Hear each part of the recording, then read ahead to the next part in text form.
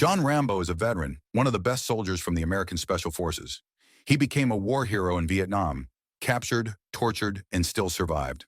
For his courage, the country awarded him the Medal of Honor. But when he returned home, he found a world that no longer had a place for him. He drifted from town to town, a wanderer without direction, carrying wounds no one could see. His road led him to a small town where he tried to find an old friend, Delmar Berry, the last teammate he thought might still be alive. The hope ended quickly. Berry had died, likely from cancer linked to chemical exposure in the Vietnamese jungle. Rambo left a faded unit photo as a quiet farewell, then moved on. He understood he was the only one left. Everyone else was gone, and so his journey continued. This is Rambo, First Blood Part 1 and Part 2. First Blood. With no plan, he walked the highway until he reached a town called Hope. His presence caught the eye of Sheriff Will Teasel, who disliked what he saw. The long hair and worn clothes made the sheriff uneasy. When Rambo said he only wanted a meal, the sheriff offered him a ride, straight out of town.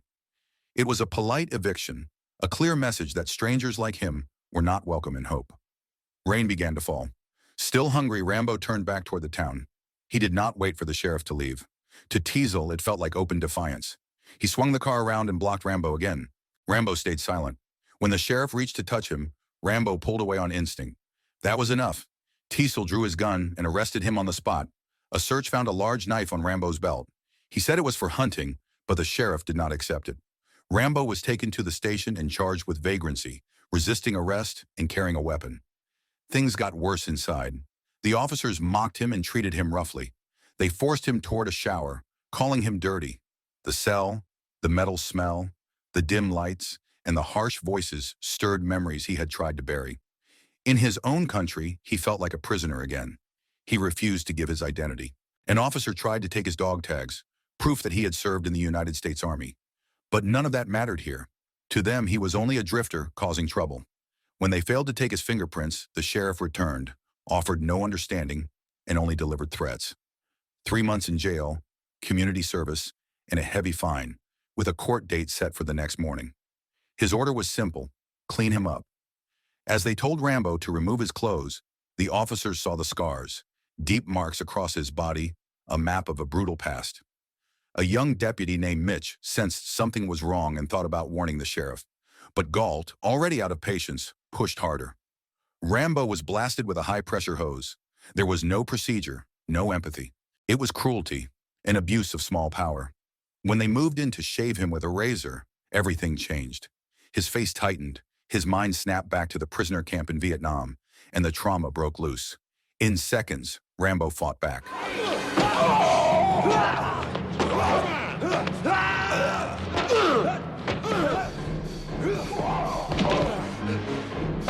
Outside, Rambo seizes a passing motorcycle and speeds away. Galt raises his rifle, ready to shoot, but is stopped. The road is crowded and the risk is too high. The chase continues, with Sheriff Teasel close behind in a patrol car. They race toward the hills. On rough terrain like this, Rambo has the advantage. He leaves the road behind and disappears into the mountain forest, a place far more familiar to him than to anyone pursuing him. Meanwhile, Sheriff Teasel calls for backup, but before he can regain control of the situation, his car skids and crashes down a slope.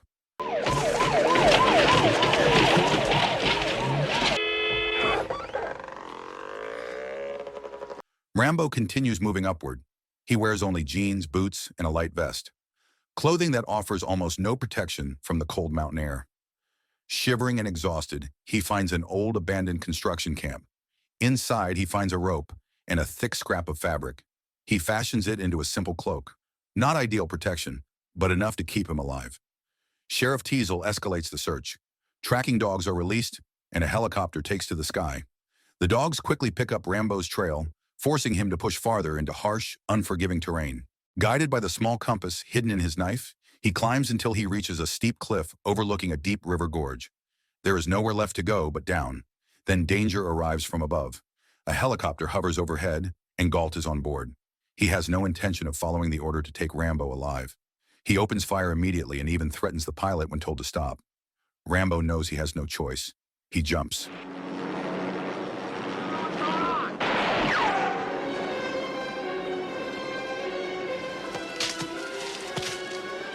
His body crashes through branches before slamming to the ground below. He survives, but his arm is badly injured. The helicopter circles back. Rambo takes cover behind a fallen tree, grabs a stone, and throws it at the helicopter's windshield. The pilot loses control, and Galt, standing too close to the edge, falls from the aircraft, plunging to his death. The chase has claimed its first life. Rambo takes Galt's coat and his rifle. Still wounded and still hunted, he moves along the riverbank. Teasel arrives later and finds his friend's body. Cold rain falls as he realizes what has happened. Anger replaces shock. Rambo stops to treat his wound. From the handle of his knife, he removes a needle, thread, and alcohol. Alone in the wilderness, he stitches his own shoulder without a sound. Moments later, he steps out from behind the rocks with his hands raised, signaling that he wants to end this peacefully. But by now, Rambo's identity has been exposed. He is not just a drifter. He is a former Green Beret, a Medal of Honor recipient, and a master of survival. Some officers begin to understand that this is no ordinary fugitive. They suggest calling in state authorities. Sheriff Teasel refuses. Galt was his friend long before Mitch or any of these men wore badges. He vows to handle this himself, no matter the cost. The hunt continues. Teasel and his deputies track Rambo deeper into the woods. But these men are not soldiers. They lack coordination and training. Rambo uses guerrilla tactics learned in war. He disables them one by one, never killing, only warning. Even the tracking dogs fall.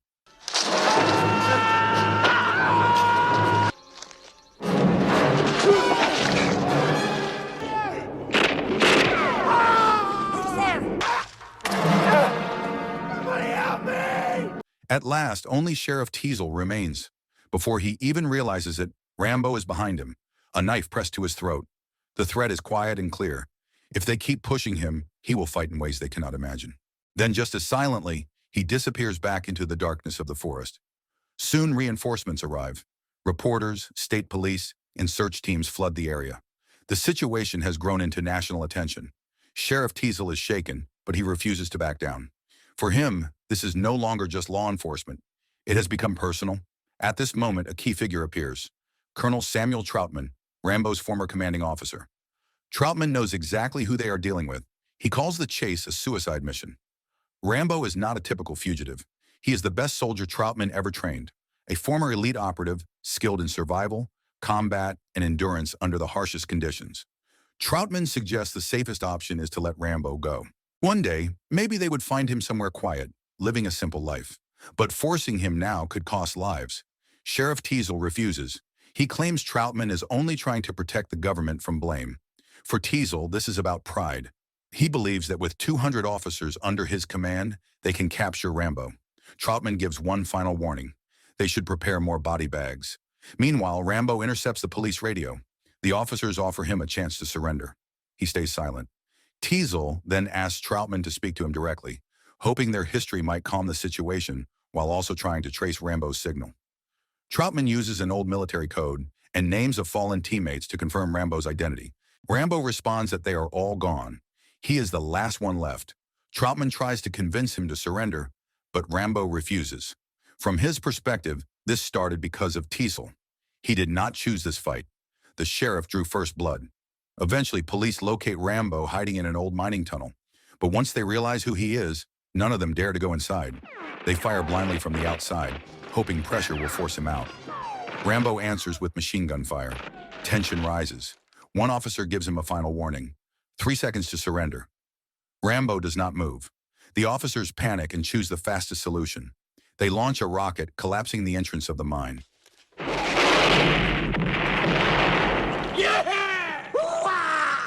From the outside, the battle seems over.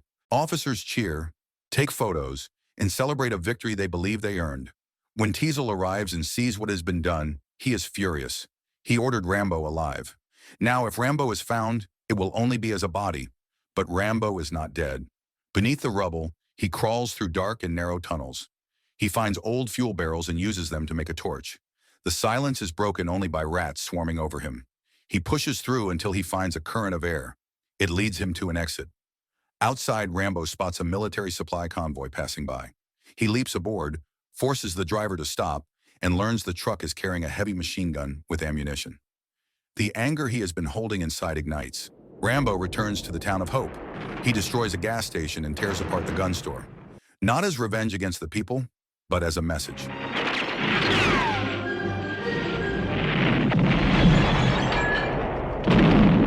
Colonel Troutman warns Sheriff Teasel once again. He urges him to stop before more lives are lost.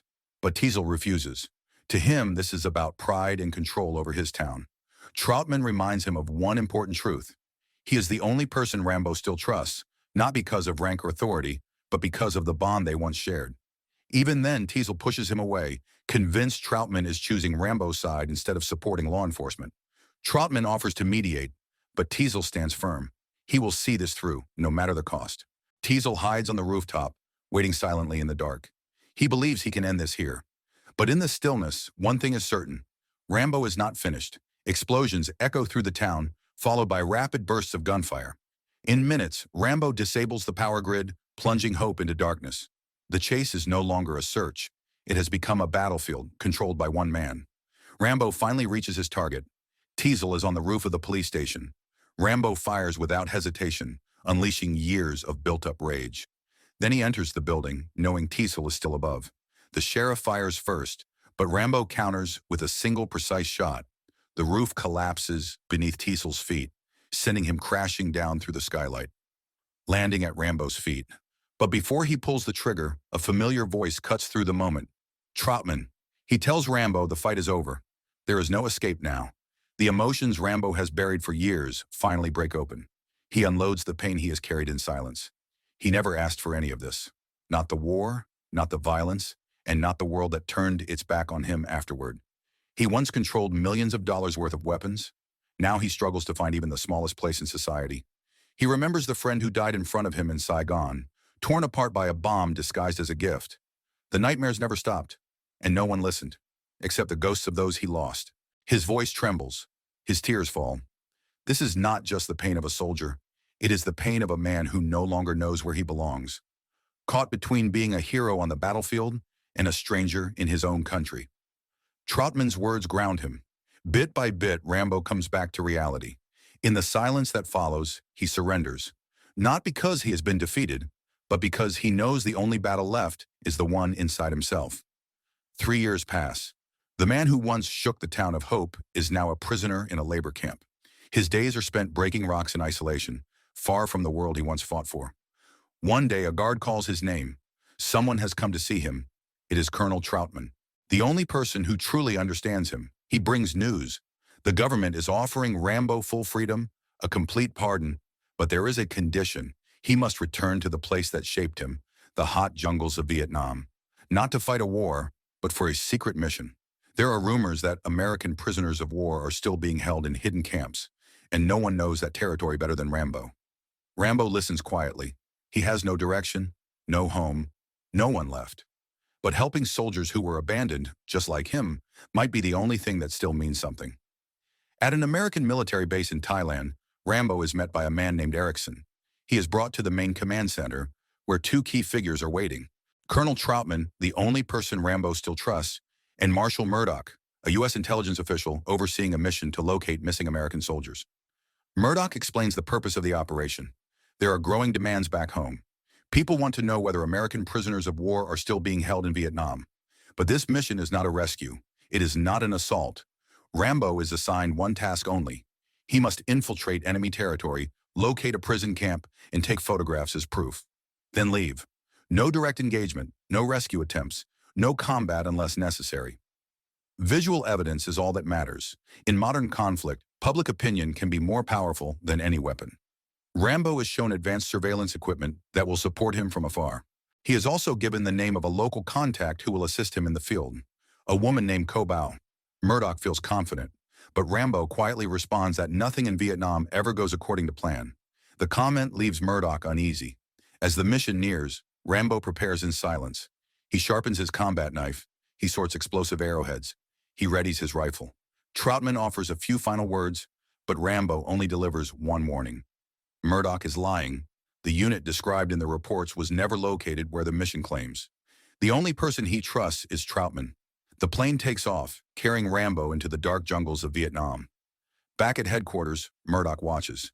He never expected Rambo to find any prisoners. To him, the mission is political theater designed to calm the public. As the time comes to deploy, Rambo jumps, but the drop goes wrong. His parachute cords catch, dragging him against the aircraft. The weight of his gear nearly kills him. In panic, Murdoch orders the mission aborted, but Rambo cuts himself free and falls, crashing through the trees. It'll kill him. He'll be torn apart.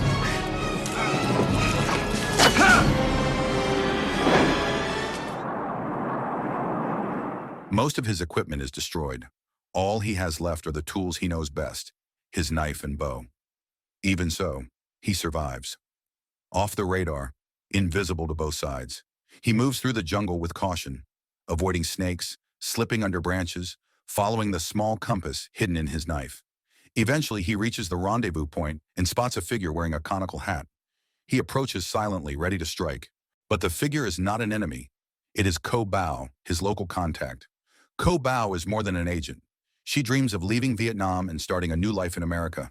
Together, they hire river pirates, men who know hidden waterways and can move through the jungle unnoticed. The deal is quick, the money exchanged, the boat prepared. During the journey, Ko Bao asks why Rambo returned here. His answer is simple. For him, the war never really ended. In America, he faced a different kind of battle. But here, at least, he knows who the enemy is. When night falls, Rambo and Ko Bao move in toward the prison camp. The place looks abandoned. It is quiet, too quiet, with only the sounds of insects and the shadows of empty huts. But they know silence like this is often a trap. Soon a woman arrives, likely brought in to entertain the guards. In the darkness, Rambo raises his bow and begins his infiltration. He slips through the fence, cutting the wire and moving without a sound. A faint groan leads him to a small shack. Inside, he discovers the truth he feared. American prisoners are still alive. They are thin, sick, and forgotten. Rambo cannot walk away. He breaks the mission orders and rescues one of them.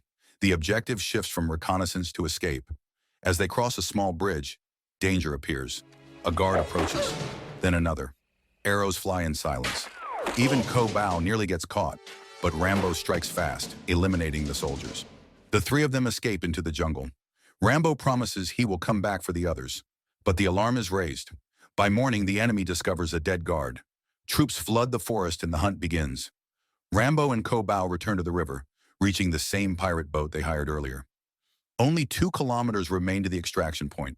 At the same time, Troutman and Erickson are already in the air, prepared to pick them up. But betrayal comes from the captain of the river pirates. He turns the boat around to sell them out for a reward.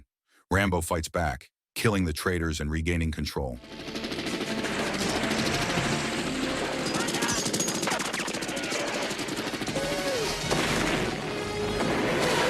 He and Ko Bao make it to the riverbank. They pause to catch their breath. For Ko Bao, the mission is over. They speak only a few words. She wants Rambo to stop seeing her as someone disposable. Then they separate, but peace lasts only moments. Mortar shells begin to fall. The field erupts in explosions. Enemy forces close in. Rambo focuses only on survival. Above them, a helicopter finally arrives. Troutman and Erickson see Rambo and Ko Bao below, still alive. But back at command, the news that prisoners still exist sends Murdoch into a panic. He does not want the world to know. He shuts down the operation and orders the helicopter to return to base. Troutman objects, but rifles are raised against him. He has no choice but to watch the helicopter turn away. On the ground, Rambo sees everything. He has been abandoned, betrayed, again. With no escape left, Rambo is captured by the Vietnamese soldiers. Inside the operations center, the situation turns heated. Colonel Troutman explodes in anger, calling Murdoch a traitor. The mission, the goal, even the hope of rescuing the prisoners had been nothing but a performance, and Murdoch does not deny it. Instead, he blames Troutman for believing in it in the first place. Rambo was never meant to succeed. The mission was designed to fail. To Murdoch, this was always political. Rambo was only sent to make the government look like it cared. If he returned with nothing, the public would calm down. But if he came back with proof, if the world saw living prisoners, everything would unravel. Troutman sees the truth. This is not strategy. This is not diplomacy. This is about money. The United States refused to pay wartime compensation. Vietnam kept the prisoners. The government chose to look away. If those faces appeared on television, it could spark a new war. Murdoch tells Troutman to forget it. Walk away before things get worse. Meanwhile, Rambo is captured again. This time, the torment is far more brutal. His body is buried in a pit of filthy water, only his head above the surface, leeches clinging to his skin. Heavy chains weigh down his arms. A helicopter lands. From it steps Lieutenant Colonel Podovsky, a representative of the Soviet Union. He is not here to negotiate. He is here to intimidate. Rambo is dragged out, cleaned off, and taken into an interrogation room. Soviet forces are directly involved. They are not just supporting the Vietnamese soldiers, they are training them, commanding them. Podovsky leads the questioning, with Sergeant Yushin at his side. He tries speaking calmly at first, warning Rambo to deliver a message to America. Stop sending men, but Rambo stays silent. So Yushin steps in. The torment begins.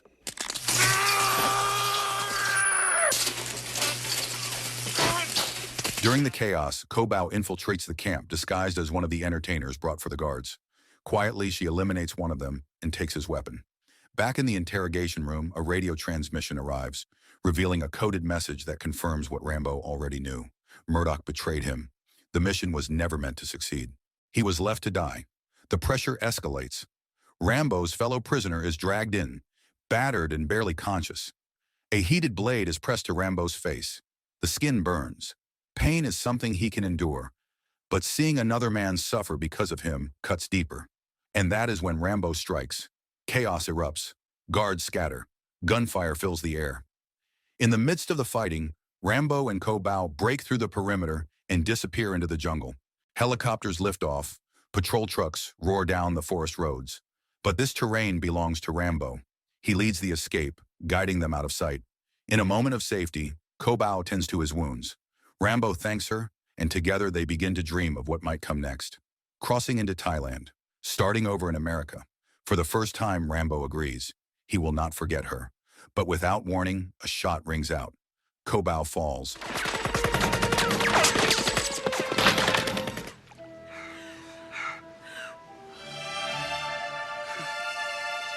At headquarters, Troutman pushes once more for a rescue mission, but Murdoch refuses. When Troutman threatens to go above him, the tension escalates. Murdoch responds by having him held back. Meanwhile, deep in the jungle, Rambo buries Kobau with his own hands. What began as an assignment has now become something personal. He will not stop until it is finished. Vietnamese and Soviet forces sweep the area, searching, but Rambo has vanished into the landscape. He blends with the trees, the mud, the river. He moves silently, striking from the shadows. With only a knife and his bow, he becomes the hunter. He sets traps, burns supply fields, and takes out entire squads with explosive arrows.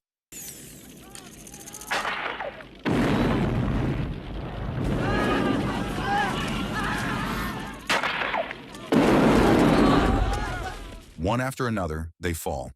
Eventually, he finds the soldier who killed Kobau. The man unloads round after round, but none of them come close. Rambo draws his bow, and with one explosive shot, ends him completely. Suddenly, a helicopter appears. Yushin has returned, dropping bombs on Rambo's position. Rambo dives into a lake.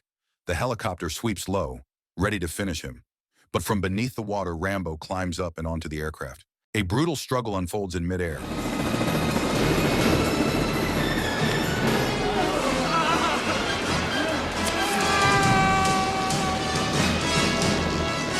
Rambo wins, takes control, and flies straight toward the prison camp. He attacks without hesitation. The rain falls as bullets tear through guard posts. Explosions light up the compound. Buildings collapse. The prisoners are freed. Rambo lands and arms himself with the mounted machine gun, clearing the last of the resistance. But the fight is not over. Colonel Podovsky arrives in an attack helicopter and opens fire. A fierce aerial battle follows. Rambo's helicopter is heavily damaged. He crash lands in shallow water. Podovsky approaches, believing Rambo is finished. It is a mistake. Rambo rises and fires one final shot, ending Podovsky for good. With a helicopter barely holding together, he carries the rescued prisoners back to base. His distress signal cuts through the command center speakers. Hearing his voice, Murdoch panics and flees. Troutman takes command, preparing to receive the survivors. Rambo lands hard.